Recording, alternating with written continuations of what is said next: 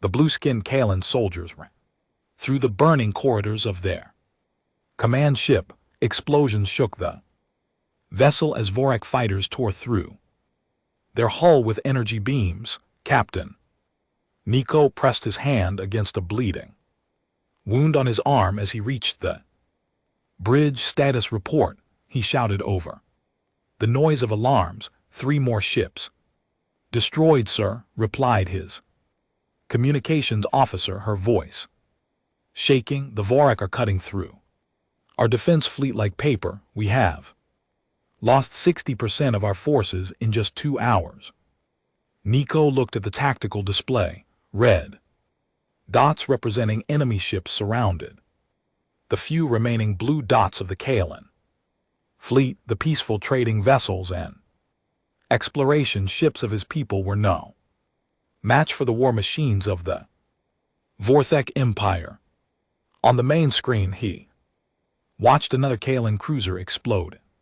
A ball of fire. The crew of 30,000 was gone in seconds. His heart sank as he realized the truth. They were going to lose this battle. They were going to lose everything. The Vorek Empire had been expanding across the galaxy for 500 years. They conquered weak civilizations and enslaved their populations. No one had ever successfully fought them off. The Kalan Republic, with its 12 peaceful star systems, was just another target for their endless hunger for conquest. Sir, we are receiving a message from the surface of Kalan Prime, the communications officer said. The High Council is requesting immediate evacuation. Tell them we cannot break through the Vorak blockade, Nico replied. Our ships are being destroyed too quickly. Another explosion rocked the bridge. Sparks flew from damaged control panels. The ship's artificial gravity flickered for a moment, causing everyone to stumble. Hulbach on deck 7 reported the damage control officer. Emergency force fields are holding, but barely. Nico gripped the arms of his command chair. He had served in the Kalan Defense Force for 20 years, but nothing had prepared him for this level of destruction. His people were explorers and traders, not warriors. They had built their civilization on peace and cooperation with other species. Captain, his tactical officer called out. The Vorak flagship is moving into bombardment position over the planet. They are preparing to fire on our cities. Through the main viewer, Nico could see the massive Vorak dreadnought. It was 5 times larger than his own ship, covered in weapons and armor. The sight of it filled him with dread. Below them, Kalan Prime was home to 4 billion innocent civilians, men, women, and children who had never hurt anyone. The Vorak would kill them all or drag them away as slaves. Either fate was too horrible to imagine. Open a channel to all ships, Nico ordered. The few remaining Kalan captains appeared on his screen. Their faces showed the same fear and desperation he felt. My friends, Nico said, we all know how this will end. Our ships cannot match their firepower, but we can buy time for our people on the surface. Every minute we keep fighting is another minute for them to find shelter. The other captains nodded grimly. They understood their duty. It has been an honor serving with you all, Nico continued. May our sacrifice mean something. The channel closed. Nico turned to his communications officer. Send one final message to High Command on Kalan Prime. Tell President Vale that we tried our best. As his officer worked at her console, another Kalan ship exploded on the tactical display. Only 8 ships remained from their original fleet of 40. On the planet's surface, President Vale sat in the underground bunker that served as the emergency command center. Reports were coming in from across the planet. Fourth Act ground forces had landed in 12 major cities, their soldiers, ruthless killers who showed no mercy to civilians. Mr. President, his aide, said, Captain Nico sends his final report. The defense fleet is destroyed. The orbital bombardment will begin soon. Vale closed his eyes. At 70 years old, he had led his people through many challenges, but never anything like this. The Kalan had always believed that reason and diplomacy could solve any problem. They were wrong. Sir, the communications director said, we are still receiving offers of sympathy from other galactic civilizations. The Century Federation sends their thoughts and prayers. The Omega Alliance wishes us well in these difficult times. But no actual help, Vale said bitterly. No ships, no weapons, no support, just empty words. The truth was that no one wanted to fight the Vorak Empire. Every major power in the galaxy had decided it was better to stay neutral than risk their own destruction. The Kalan people were alone. Mr. President, the communications director continued, I have one more idea. We could send out general distress call on all emergency frequencies, not just to governments, but to anyone who might be listening. Vale looked at her with tired eyes. What good would that do? If the major powers will not help us, why would anyone else? Maybe there is someone out there we have not contacted yet, someone who might care about innocent lives more than political safety. Vale thought for a moment. Above them he could hear the distant sound of explosions as Vorak bombs fell on his capital city. His people were dying. He had to try everything. Do it, he said. Send the distress call. Tell the galaxy what is happening here. The communications director worked quickly at her console. Within minutes she had prepared a message that would broadcast across all known frequencies in the galaxy. Recording now, Mr. President. Bale stood up and faced the recording device. He thought of his 4 billion citizens who were counting on him. He thought of the children hiding in basements as enemy soldiers search for them. This is President Vale of the Kalan Republic. He began. We are under attack by the Vorak Empire. Our defense fleet has been destroyed. Our cities are burning. In a few hours, our civilization will cease to exist. We ask any species capable of providing military assistance to please help us. We have committed no crimes against anyone.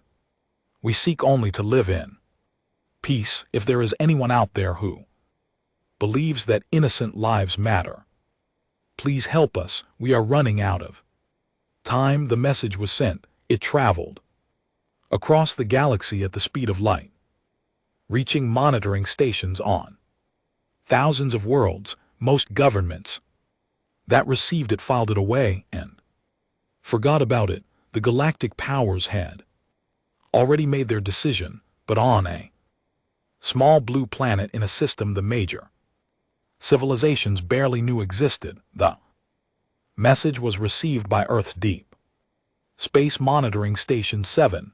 Commander Blake was finishing his night shift when the alien transmission came through his equipment. Blake had been monitoring space communications for 5 years. He had heard messages from dozens of alien species, but never anything like this. The desperation in the alien leader's voice was clear even through the translation software. He immediately forwarded the message to Earth Defense Command. Within an hour it had reached the highest levels of human government. The Earth Defense Council called in Emergency meeting, Admiral Hayes sat at the conference table with the other military leaders. They had all listened to the Kalen distress call multiple times. Gentlemen, said Defense Secretary Morgan, we have a decision to make.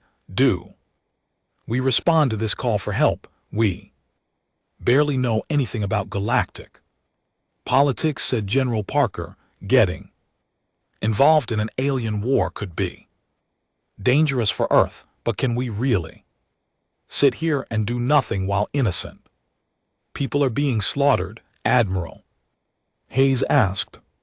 The message said 4 billion civilians are at risk. The room fell silent. Every person there understood the weight of the decision. Earth had only recently developed faster than light travel. They were new to the galactic community and had not yet made contact with most alien civilizations. What do we know about these, Forak?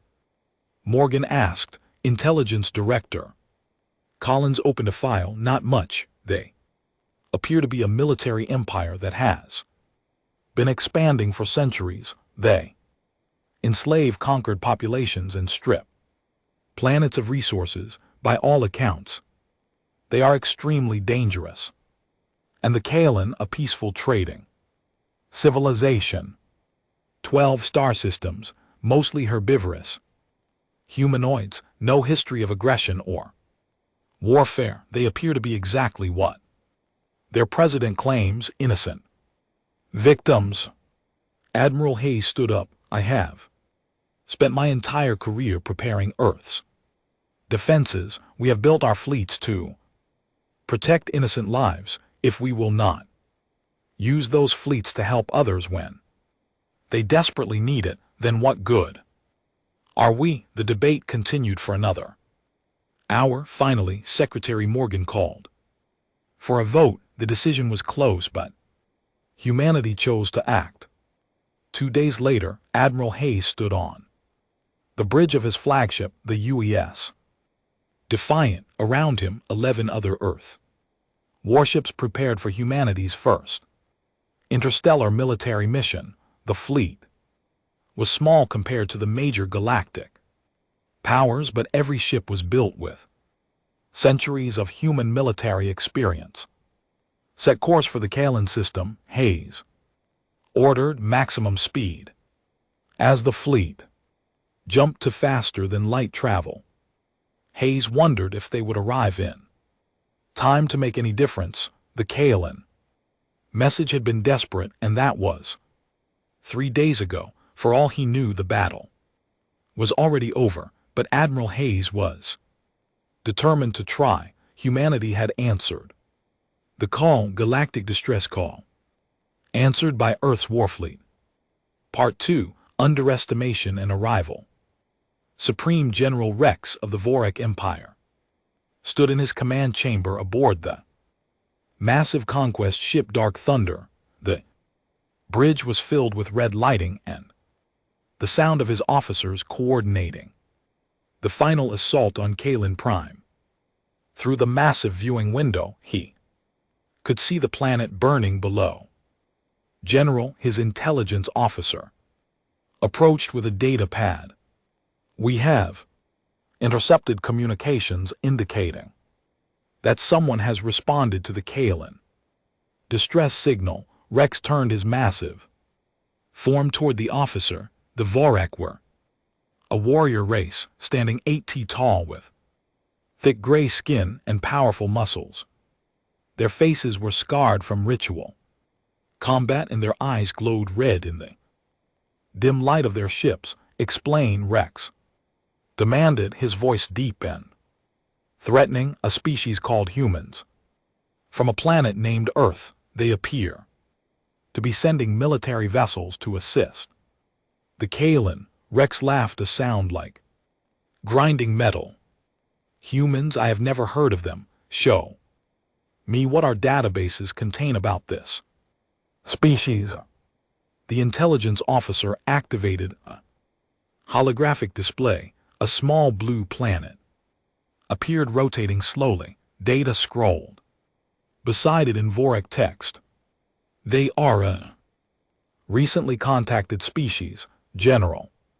Single planet civilization, they achieved faster than light travel only.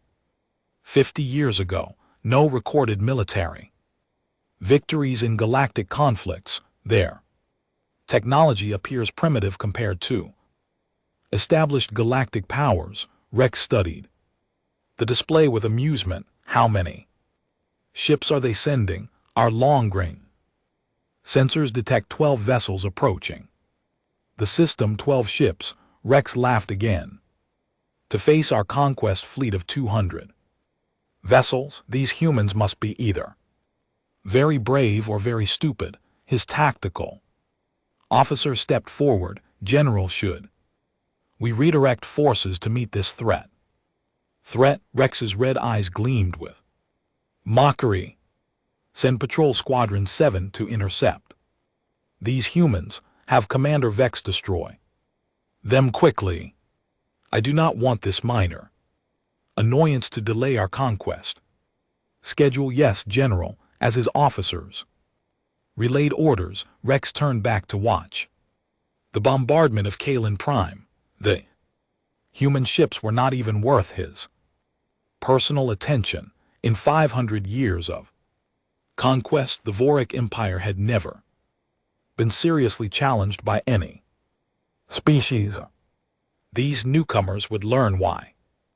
Meanwhile, in the underground bunkers of Kalen Prime, President Vale received news that made his heart race with hope. The Kalen had two hearts and both were beating rapidly as he processed the information. Mr. President, his communications director said excitedly, we have received a response to our distress call. A species called humans is sending military assistance. Vale had been preparing for the final evacuation of government officials to deep shelter areas. News stopped him in his tracks. Humans. I have never heard of this species. What do our records show about them? His aide worked quickly at a computer terminal. Very little information, sir. They appear to be a recently contacted civilization from a single planet. No significant military history in Galactic records. Their technology ratings are classified as basic compared to major powers. Vale felt his hope beginning to fade. How many ships are they sending? 12 vessels, sir. The president sat down heavily in his chair. 12 ships against the massive Vorik fleet that had already destroyed their 40-ship defense force. It seemed like another gesture of sympathy rather than real help. At least someone cared enough to try, he said quietly. Even if they cannot save us, they are willing to risk their lives. For strangers, that means something. High above the planet, the space around Kalen Prime was filled with debris from destroyed ships. Vorik fighters patrolled the area, hunting for any remaining Kalen vessels. The few survivors of the defense fleet were hiding in asteroid fields or behind the planet's moons. Captain Nico's ship was one of the last 3 Kalen vessels still operational. His bridge crew was reduced to half strength and life support was failing. They were using the planet's magnetic field to hide from Vorik sensors. Captain, his communications officer reported, I am detecting new ship signatures entering the system. The configuration does not match any known Vorik or Kalen designs. Nico looked at his tactical display. 12 new contacts were approaching from the edge of the system. The ships were moving in a tight formation, heading directly toward the Vorik fleet. Could these be the humans President Vale mentioned in his last transmission?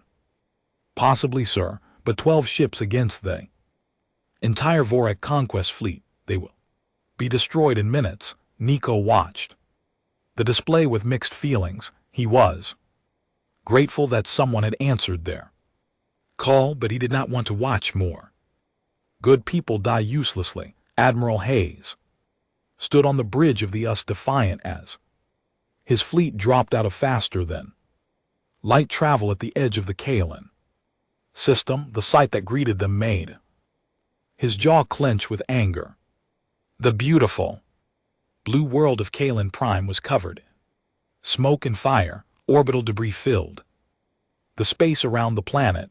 The remains of destroyed ships drifted everywhere, testament to the battle that had already taken place. Tactical report. Hayes ordered.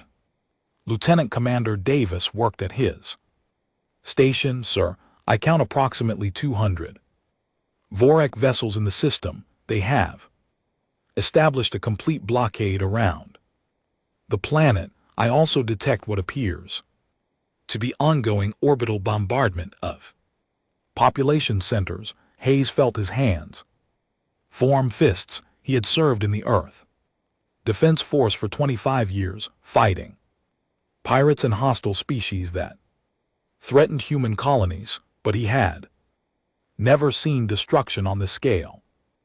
Any sign of surviving Kalen forces?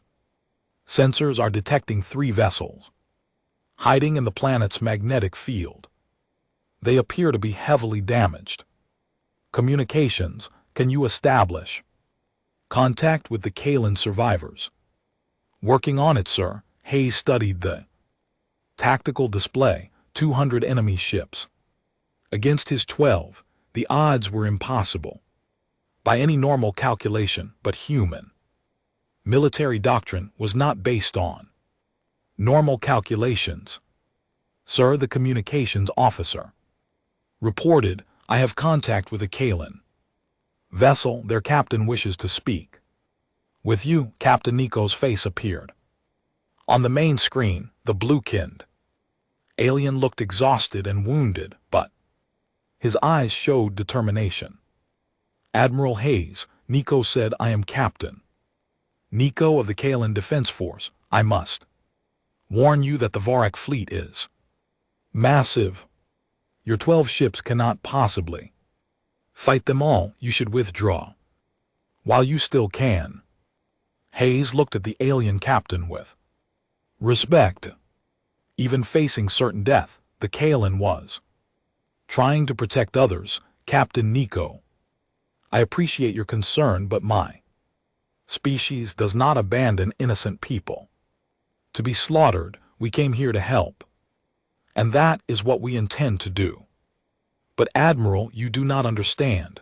The Vorak Empire has never been defeated.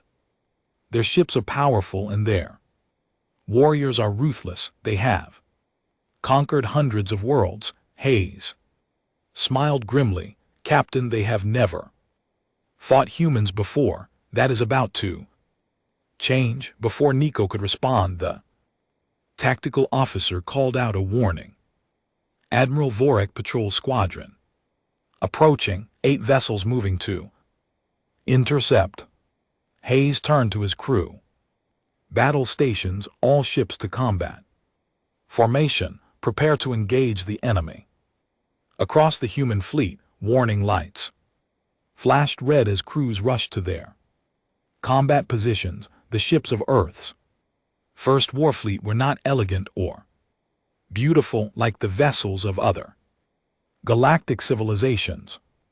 They were built like fortresses designed to fight and survive in the vacuum of space. Commander Vex led the Vorak Patrol Squadron with confidence. His 8 ships were more than enough to handle 12 primitive vessels from an unknown species. The Vorak had faced countless enemies over the centuries, and none had ever presented a real challenge. Target the largest human ship. Vex ordered, destroy it first to break their morale. The Vorak ships opened fire with their energy weapons.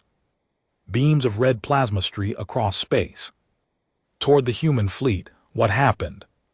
next shocked every observer in the system. The human ships did not try to dodge or run. Instead, they accelerated directly toward the Vortex squadron, their thick armor absorbing the enemy fire. As they closed the distance, the human vessels opened fire with weapons unlike anything the galaxy had seen. Solid projectiles launched from magnetic accelerators slammed into Vorak ships at incredible speeds. The kinetic energy was devastating, punching through shields and armor that had protected the Vorak for centuries. Explosive warheads designed to destroy Earth's heaviest fortifications tore enemy vessels apart. In less than 5 minutes, all 8 Vorak ships were destroyed or crippled. The human fleet continued forward without slowing down, heading directly for the main Vorak force. Commander Vex's final transmission was filled with panic and disbelief. These humans, their weapons, how is this possible? Supreme General Rex received the news of his patrol squadron's destruction with shock that quickly turned to rage. No one had ever destroyed Vorak ships so easily. Impossible, he roared. 8 ships cannot be destroyed by 12 primitive vessels. His intelligence officer reviewed the battle data with growing concern. General, the human weapons appear to be based on kinetic energy rather than plasma or energy beams. Their ships are heavily armored and built for close combat. This is unlike any military technology we have encountered. Rex stared at the tactical display showing the approaching human fleet. These were not the weak primitives he had expected. These humans fought like something else entirely. Prepare the fleet for battle, he ordered. All ships, combat formation. These humans want to fight. They will get one. Captain Nico watched the battle from his hiding place with amazement. 12 human ships had just destroyed 8 Vorak vessels without taking significant damage. It seemed impossible, but the evidence was right there on his sensors. Captain, his tactical officer said in wonder, the humans are continuing toward the main Vorak fleet. They are not retreating. Nico looked at the odds. 12 ships against nearly 200. By all logic, the humans should be running for their lives. Instead, they were accelerating towards certain death, unless they knew something about warfare that the rest of the galaxy did not. Admiral Hayes studied the enemy formation as his fleet approached. The Vorak ships were arranged in traditional battle lines designed for long-range energy weapon exchanges. It was exactly what human military analysts had expected from studying captured alien databases. All ships, Hayes broadcast. Execute attack pattern Delta target their command vessels first. Remember, we are not just fighting for ourselves. Today we are fighting for 4 billion innocent people who cannot fight for themselves. The human fleet split into 3 groups and accelerated toward the Vorak formation. The ships of Earth had come to war, and they were about to show the galaxy what humans had learned in centuries of fighting each other. The main Vorak fleet moved into battle formation as Admiral Hayes split his 12 ships into 3 attack groups. Supreme General Rex watched from his flagship with growing concern. The easy destruction of his patrol squadron had shaken his confidence, but he still commanded nearly 200 warships. All vessels prepare for battle, Rex ordered. Focus fire on the human ships. Do not let them get close. The Voraks ships opened fire with their plasma cannons. Hundreds of energy beams streaked across space toward the approaching human vessels. The night sky around Kalen Prime lit up like a deadly light show, but the human ships did not behave like any enemy the Vorak had faced before. Instead of maintaining distance and exchanging long-range fire, they accelerated directly into the enemy formation. Their thick armor absorbed the plasma beams while they closed the gap. Captain Morris commanded the destroyer UES Vengeance, leading the left attack group. He had studied Vorthak tactics during the journey to Kalen Prime, and he knew their weakness. They fought like duelists, preferring formal battle lines in honor combat. Humans had learned different lessons about war. All ships execute flanking maneuver. Alpha Morris broadcast, target their supply ships first. The human destroyers curved around the main Vorak battle line, using their superior speed to reach the enemy rear guard. The Vorak had positioned their ammunition and fuel ships behind their main fleet, thinking they would be safe there. They were wrong. The UES Vengeance and her sister ships tore into the Vorak supply vessels with devastating firepower. Explosions rippled through the enemy formation as ammunition ships detonated in massive fireballs. Without supplies, the Vorak fleet would be helpless within hours. Impossible, Rex roared as he watched his logistics train being destroyed. No honorable warrior attacks supply ships first. His tactical officer tried to explain. General, the humans are not fighting according to standard galactic warfare protocols. They appear to be targeting our weakest points rather than engaging our strongest ships. Rex had never encountered such tactics in 500 years of conquest. The Vorthach had always faced enemies who fought with honor and courage. They met strength with strength, ship against ship in glorious battle. These humans fought like animals. Meanwhile, Admiral Hayes led the center group directly at the Vorak flagship. The massive enemy dreadnought was 3 times larger than the UES Defiant. Bristling with weapons and armor, it should have been an impossible target for a single human cruiser. Sir, Lieutenant Commander Davis called out, the enemy flagship is launching fighters. Hundreds of small Vorak attack craft poured from the dreadnought's hangar bays. They swarmed toward the human ships like angry insects, their pilots eager for glory in single combat. Deploy our fighters, Hayes ordered. Show them how Earth pilots handle dog fights. Human fighter craft launched from there. Carriers were smaller and less elegant than the Vorak vessels, but they were flown by pilots trained in the deadly skies above Earth, where aerial combat had been perfected through 2 world wars and countless smaller conflicts. The space battle became a chaos of twisting, turning spacecraft. Borhak pilots tried to engage the humans in honorable single combat, but the Earth fighters worked in coordinated teams. They used tactics developed in the atmosphere of their home world, where survival mattered more than glory. 2-on-1 attacks called out flight leader Johnson over the radio. No fair fights. We are not here to prove how brave we are here to win. Human fighters cut through the Vorak squadrons with ruthless efficiency.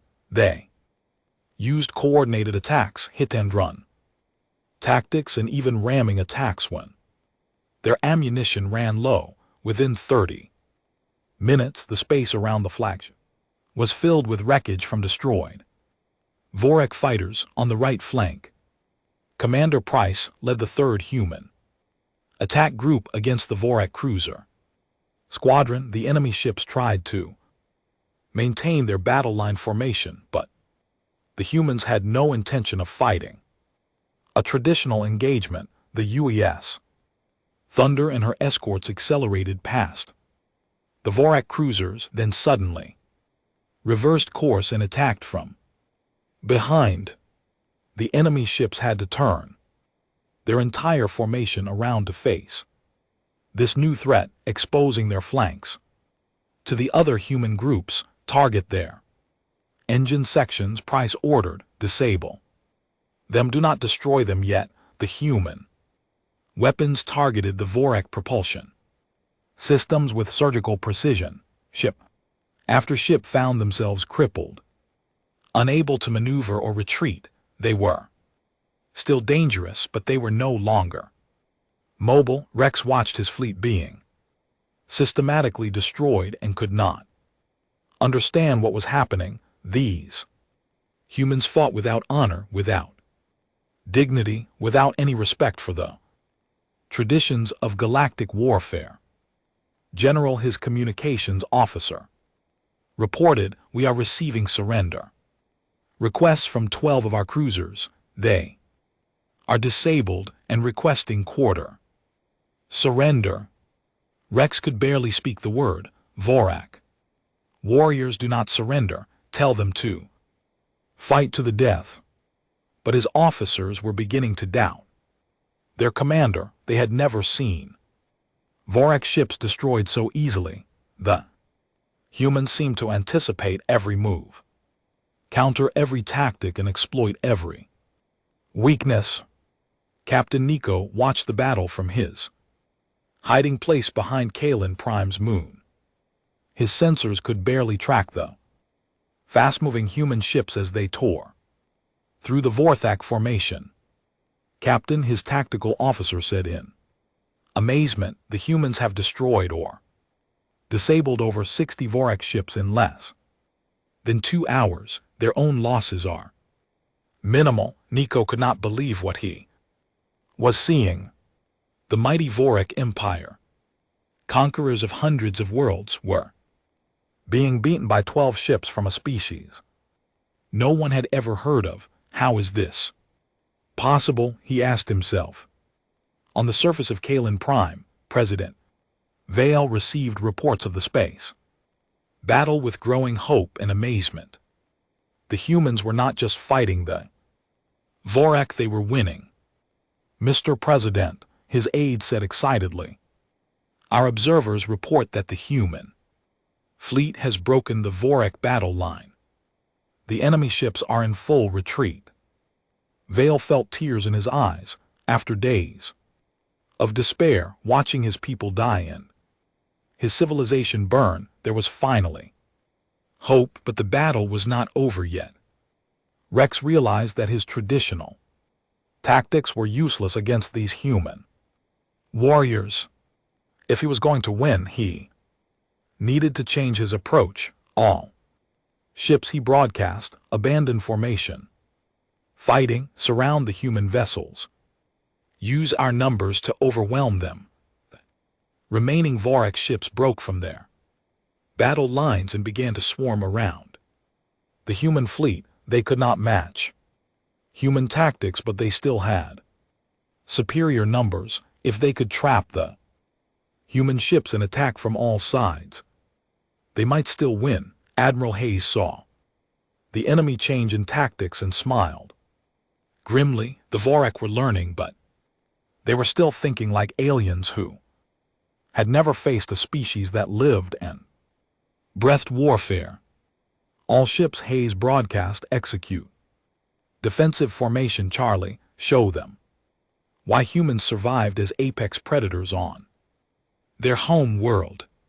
The 12 human ships moved into a tight spherical formation, with their heaviest vessels on the outside and their carriers protected in the center. As the Vorak ships closed in from all directions, the humans demonstrated another lesson from Earth's bloody history. When surrounded and outnumbered, humans did not panic. They became more dangerous. The human ships fired in all directions simultaneously, their targeting computers tracking dozens of enemy vessels. Their weapons had been designed to penetrate the strongest defenses Earth could build, and Vorak armor provided little protection. The space around the human fleet became a killing field. Any Vorak ship that came within range was destroyed or crippled within seconds.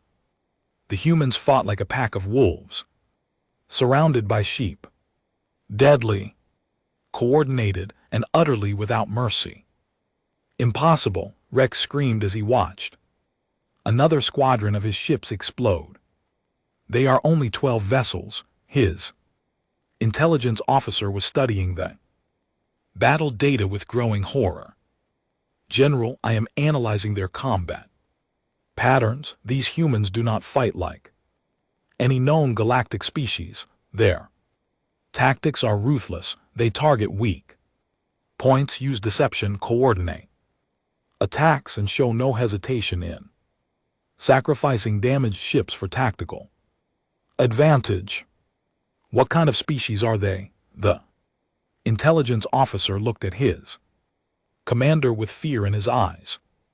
General, I believe we have encountered a species that has spent its entire evolutionary history perfecting the art of war. Every tactic they use, every strategy they employ suggests a civilization that has been fighting constantly for thousands of years. Rex felt a chill run through his massive frame. The Vorak Empire had conquered the galaxy because they were stronger and more aggressive than other species. But these humans were something different. They were not just warriors. They were the ultimate warriors. The battle continued for another hour, but the outcome was no longer in doubt. The Vorak fleet was being systematically destroyed by an enemy that fought with a level of skill and ruthlessness they had never encountered. Captain Morris led his destroyers in a final assault on the remaining Vorak cruisers. The enemy ships tried to retreat, but the humans pursued them relentlessly. Sir, his tactical officer called out, the enemy flagship is attempting to escape the system. Morris looked at the massive Vorthak dreadnought as it tried to break away from the battle. He thought of the 4 billion innocent people on Kalen Prime who had suffered under Vorak bombardment. All ships pursue the flagship. Do not let it escape. These monsters came here to murder innocent people. They do not get to run away when the fight turns against them. The human fleet abandoned the crippled remnants of the Vorak force and chased after Rex's flagship. The great dreadnought was fast, but the human ships were faster and more maneuverable. Admiral Hayes opened a communication channel to the fleeing Vorak commander. Supreme General Rex, Hayes said, his voice cold and deadly.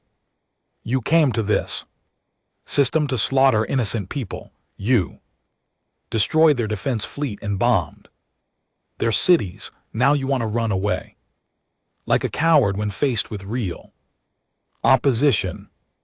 Rex's face appeared on the screen, twisted with rage and fear. You know nothing of honor, human. You fight like beasts. Hayes smiled without warmth. You are right. We do fight like beasts. We are the beasts that crawled out of the caves and conquered our entire planet.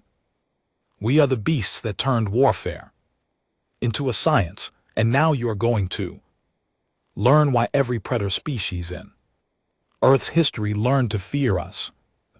Human fleet closed in on the Vorak flagship like a pack of hunters, surrounding their prey. The news of Supreme General Rex's defeat reached the Vorak home world 3 days later. Emperor Kane sat on his throne of black metal, listening to the reports with growing rage. The massive ruler of the Vorak Empire had not felt fear in 200 years. But these humans had done something impossible. Explain to me how Rex lost 200 ships to 12 primitive vessels, Kane demanded, his voice echoing through the throne room. War Minister Drax trembled as he delivered the report. Your Majesty, the humans did not fight according to any known galactic warfare protocols. They used tactics that our commanders had never encountered. They targeted supply ships, used coordinated attacks, and showed no mercy to disabled vessels. Kane stood up from his throne, his massive form towering over his advisors. Bring me everything we know about this species called humans. Within hours, Vorak intelligence analysts had compiled every piece of information about Earth and its inhabitants. What they found chilled them to their bones. Your Majesty, Intelligence Director Zarn reported, we have discovered disturbing information about human history. According to galactic databases, this species has been engaged in constant warfare since they developed civilization. Kane studied the holographic displays, showing Earth's bloody history. Wars, battles, and conflicts filled every page of human records. Most species have perhaps 10 to 20 major conflicts during their development. Zarn continued, the humans have fought over 15,000 documented wars. They have perfected weapons of mass destruction, developed military strategies that other species consider impossible, and turned warfare into a science. Impossible, Kane said, but his voice lacked conviction. No species could survive such constant warfare. That is what makes them so dangerous. Your Majesty, they did not just survive it. They thrived because of it. Every generation of humans has been tested by combat. Only the strongest, smartest, and most ruthless have survived to reproduce. They have literally evolved to be perfect warriors. Kane felt something he had not experienced in centuries: uncertainty. The Vorak Empire had conquered the galaxy because they were more aggressive than other species, but these humans were something beyond aggression. They were war-made flesh. Prepare the Grand Fleet, Kane ordered. Every available ship. I will personally lead the assault on the human home world. We must destroy this threat before it grows stronger. Meanwhile, news of the Vorthak defeat had spread throughout the galaxy. On dozens of worlds, government officials watched recorded footage of the battle with shock and amazement. In the crystal cities of the Zenturi Federation, Chancellor Rivaux called an emergency council meeting. The elegant tall aliens had always prided themselves on their peaceful civilization. We have all seen the battle reports, Ravo said to the assembled diplomats. 12 human ships destroyed the largest Vorak battle fleet ever assembled. We must consider what this means for galactic politics. Perhaps we should make contact with these humans, suggested Ambassador Lyra. If they can defeat the Vorak, they could be valuable allies or dangerous enemies, replied Defense Minister Kato. These humans fight with a brutality we have never seen. Look at their tactics. They target civilian infrastructure, use deception, and show no mercy to defeated foes. The debate continued for hours. Every major galactic power was having similar discussions. The humans had changed everything with a single battle on the Omega Alliance capital world. Military analyst Quinn studied the battle footage for the 20th time. The mechanical beings of the Alliance prided themselves on logical thinking, but human tactics seemed almost random. Their strategy makes no sense according to standard military doctrine. Quinn reported to the High Circuit they attack the strongest enemy formations directly, but they also strike at weak points simultaneously. They use both honor tactics and dishonorable ones in the same battle. Conclusion, asked the Prime Unit, these humans are unpredictable. That makes them extremely dangerous. We recommend immediate diplomatic contact to assess their intentions. Back in the Kalan system, Admiral Hayes received an urgent message from Earth Defense Command. The transmission had taken 3 days to reach him, and the contents were alarming. Admiral, the recorded message from Secretary Morgan began. Long range sensors have detected a massive Vorthak fleet heading toward Earth, over 500 ships including their Emperor's flagship. They will arrive in 6 days. You are ordered to return immediately with your fleet. Hayes looked at the tactical display. His 12 ships had suffered damage in the battle, and several needed extensive repairs, but Earth was in danger, and he could not abandon his home world. Sir, Lieutenant Commander Davis approached him. The Kalan government has offered to help repair our ships. They want to assist us in any way possible. Hayes nodded. President Vale had already expressed his people's gratitude, but Hayes was surprised by the offer of military assistance. Tell President Vale that we appreciate his offer, but we cannot ask the Kalan to risk their lives in our war. Actually, sir, Davis continued, President Vale wants to speak with you personally. Minutes later, the blue-skinned Kalan leader appeared on the main screen. His expression was determined and resolute. Admiral Hayes, Bale said, my people owe you a debt that can never be repaid.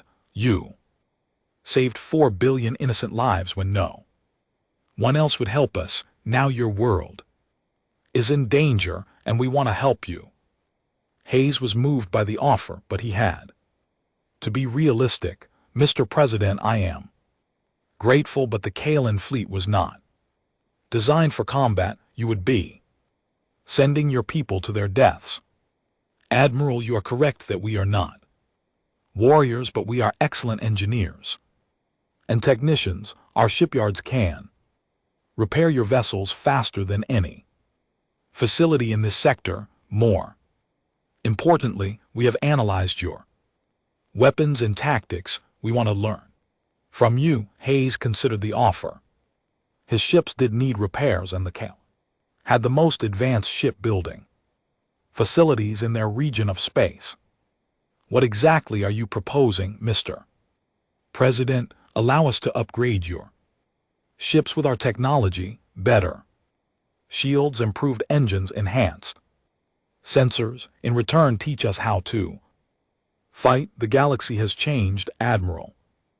The old rules no longer apply. If species like ours want to survive, we must learn to defend ourselves. The idea was unprecedented. Humans had never shared their military technology with alien species, but these were extraordinary circumstances. I will contact Earth for authorization, Hayes replied, but I think we can help each other.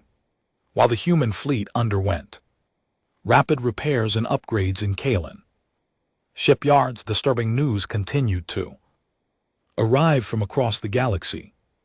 The Vorek Empire was mobilizing every available ship for their assault on Earth. Captain Nico, now commanding the rebuilt Kalan Defense Force, brought Hayes regular intelligence reports. Admiral Nico said during one briefing, our spy networks report that Emperor Kane has assembled over 800 ships for his attack on your home world. This includes their entire reserve fleet and ships pulled from garrison duty across the Empire. Hayes studied the star charts showing Vorak fleet movements the enemy was taking this threat seriously, committing nearly their entire military to destroy humanity. They are afraid. Hayes realized for the first time in their history the Vorak have encountered an enemy they cannot easily defeat,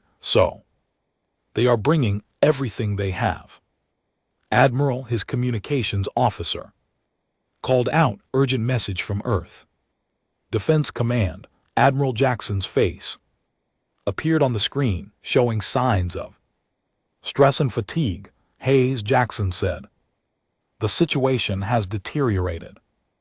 Long-range scouts report that the Vorak fleet is larger than we initially believed. Over 1,000 ships are heading toward Earth. We are evacuating civilian populations from the outer colonies and preparing for siege warfare. Hayes felt his heart sink. Even with his upgraded fleet, 12 ships could not stop 1,000 enemy vessels. Sir, Hayes replied, my fleet is undergoing repairs and upgrades. We will return as soon as possible. Negative, Admiral. New orders have arrived from the Defense Council. You are to remain in the Kalan system and prepare for a fighting retreat. If Earth falls, you will be humanity's only remaining military force. Transmission ended, leaving Hayes staring at a blank screen. The idea of abandoning Earth was unthinkable, but he understood the logic. If the Vorak destroyed every human ship in one battle, humanity would be defenseless. President Vale appeared in Hayes's ready room an hour later. The Kalan leader looked troubled but determined. Admiral, we have been monitoring your communications. We know about the threat to your home world. Hayes nodded grimly. I appreciate your concern, Mr. President, but this is humanity's problem to solve. With respect, Admiral, you are wrong. The Vorak Empire threatens every free species in the galaxy. If they destroy Earth, they will be stronger than ever. They will come for the rest of us eventually. Vale activated a holographic display showing the galactic political map. Red areas marked Vorak territory, which covered nearly 1/3 of known space. We have been in contact with other governments, Vale continued, the Zenturi Federation, the Omega Alliance, even some of the smaller independent worlds. Everyone is watching to see what happens when the Vorak attack Earth, and if humanity falls, every other species will know that resistance is hopeless. The Vorak will have proven that even the galaxy's best warriors cannot stop them. But if Earth survives, Hayes began to understand, then other species might find the courage to resist. Exactly, Admiral, we have a proposal. The Kalan Republic formally requests to join your defense of Earth as military allies. Hayes was stunned. Mr. President, you are asking your people to fight in a battle they probably cannot win. Vale's expression was resolute. Admiral, 3 days ago, my people faced extinction. You saved us when no one else would help. Now it is our turn to stand with you. The galaxy is watching, and history will remember what choices we make in this moment. Outside the window of Hayes's ready room, he could see Kalan shipyards working frantically to complete repairs on human vessels. Engineers from both species worked side by side, sharing technology and knowledge. For the first time since learning of the Vorak threat to Earth, Hayes felt a spark of hope. Humanity would not face this battle alone. The war for the galaxy was about to begin. The massive Vorthak invasion fleet dropped out of faster-than-light travel at the edge of Earth's solar system. Over 1,000 Warships including Emperor Kane's flagship Eternal Conquest filled the space between Mars and Jupiter, the largest military force ever assembled in galactic history had come to destroy humanity's home world. Emperor Kane stood on his bridge, studying the blue planet that had produced such dangerous warriors. Earth looked peaceful from this distance, but Kane knew better than to underestimate these humans. Begin the assault, Kane ordered. Destroy their orbital defenses first, then bombard their major cities. I want this species wiped from existence. But as the Varak fleet moved toward Earth, they encountered something unexpected. The human home world was not defenseless. Admiral Jackson commanded Earth's defense from the orbital station Unity 1. Around him, hundreds of human warships took defensive positions. Throughout the solar system, the entire Earth Defense Force had been mobilized, along with ships from the colonial fleets and merchant marine, sir, reported Captain Williams. Long range sensors detect the Vorak fleet approaching, over 1,000 ships, just as intelligence predicted. Jackson nodded grimly. Even with every available human vessel, they were still outnumbered 3-1. But Earth's defenders had spent weeks preparing for this moment. All ships execute defensive plan Omega. Jackson broadcast. Remember, we are not just fighting for Earth, we are fighting for every free species in the galaxy. The Battle of Earth began at the asteroid belt. Human mining stations had been converted into weapons platforms. Their industrial equipment turned into massive rail guns. As the Vorak fleet advanced, they faced a wall of kinetic projectiles launched from these improvised fortresses. Kane watched dozens of his ships suffer damage from the asteroid defenses. The humans had turned their entire solar system into a weapons platform. Impressive, Kane admitted, but asteroids cannot stop the Vorak Empire. His fleet pushed through the asteroid belt, destroying the mining stations one by one. The human defenses fell back toward Mars, where another surprise waited. The red planet's orbital shipyards had been working frantically for weeks, producing not just new warships but thousands of automated drones. As the Vorak fleet approached Mars, swarms of unmanned fighters launched from hidden bases across the planet's surface. What are these? Kane demanded as his sensors detected the approaching drone swarms. Small automated vessels, Your Majesty, his tactical officer reported. Each one appears to be carrying a single large warhead. Kane realized the truth too late.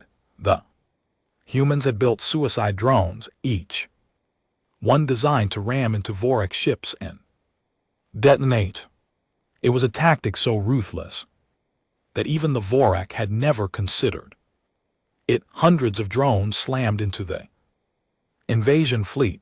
Each explosion was small, but there were thousands of them. The Vorak ships found their shields overloaded and their armor cracked by the relentless assault. Barbaric, Kane roared. They use machines to fight like berserkers. But the worst was yet to come. As the Vorak fleet regrouped near Mars, space itself seemed to come alive with weapons fire. Human ships emerged from hiding places throughout the solar system, behind asteroids, in the shadow of moons, even buried in the ice rings of Jupiter. Admiral Jackson had turned the entire solar system into a trap. The humans did not fight a single large battle.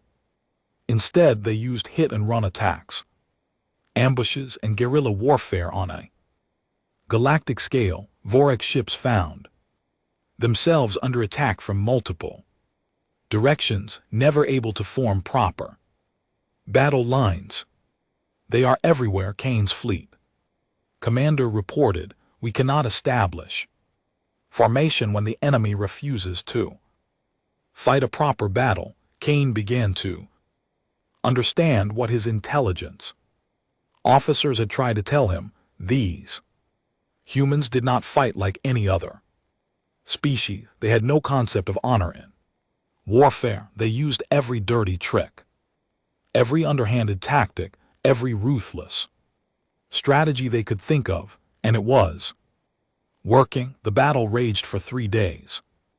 Across the entire solar system, slowly, steadily, the Vorak fleet was being worn down. Human losses were heavy, but the defenders had turned their home system into a meat grinder that consumed enemy ships faster than Kane could replace them. On the 3rd day, reinforcements arrived. That changed everything. Admiral Hayes and his upgraded fleet dropped out of faster-than-light travel near Earth, followed by an unexpected sight: 50 Kalan warships, their hulls gleaming with new armor and weapons, had come to fight alongside humanity. This is Admiral Hayes to Earth Defense Command. Hayes broadcast, the cavalry has arrived. Behind the human and Kalan fleets came more ships. The Century Federation had sent a squadron of their most advanced vessels. The Omega Alliance contributed their powerful drone carriers. Even smaller independent worlds had sent what ships they could spare. For the first time in galactic history, multiple species had united to fight the Vorak Empire. Kane stared at his tactical display in disbelief. The humans had somehow convinced other species to join their war. The galaxy was uniting against him. Impossible, Kane whispered. No one has ever successfully formed an alliance against the Vorak Empire. Your Majesty, his intelligence officer said quietly. Perhaps that is because no one has ever given the galaxy hoped that the Vorak could be defeated. The arrival of the Allied fleet turned the battle decisively against the Vorak. Human ships coordinated with alien vessels, sharing tactics and target data. The Kalan provided advanced shields and sensors, while the Century contributed powerful energy weapons. The Omega Alliance drones swarmed through space like mechanical locusts, overwhelming Vorthak defenses. Admiral Hayes led the final assault on Kane's flagship. The Eternal Conquest was the largest warship ever built, bristling with weapons and protected by shields that had never been penetrated. All ships concentrate fire on the enemy. Flagship Hayes ordered, take down their Emperor. The combined Allied fleet focused their attack on Kane's massive dreadnought. Human kinetic weapons, Kalan plasma cannons, and Century energy beams struck the ship simultaneously. Even the mighty Eternal Conquest could not withstand such concentrated firepower. Kane felt his ship shudder under the assault. For the first time in his long life, the Vorak Emperor faced the possibility of defeat. My lord, his tactical officer reported, our shields are failing. Hull breaches on multiple decks. We must evacuate. No, Kane roared. The Vorak Empire does not retreat. We fight to the death. But his crew had lost faith in their emperor. Escape pods began launching from the flagship as Vorak officers abandoned their leader. Kane watched his empire crumble around him as ship after ship surrendered or fled the battle. Admiral Hayes opened a communication channel to the crippled flagship. Emperor Kane, Hayes said, your fleet is defeated. Your empire is broken.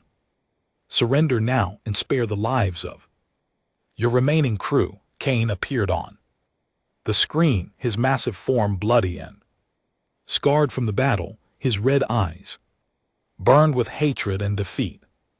You think you have one human, Kane snarled, but you have only made enemies of every warrior species in the galaxy.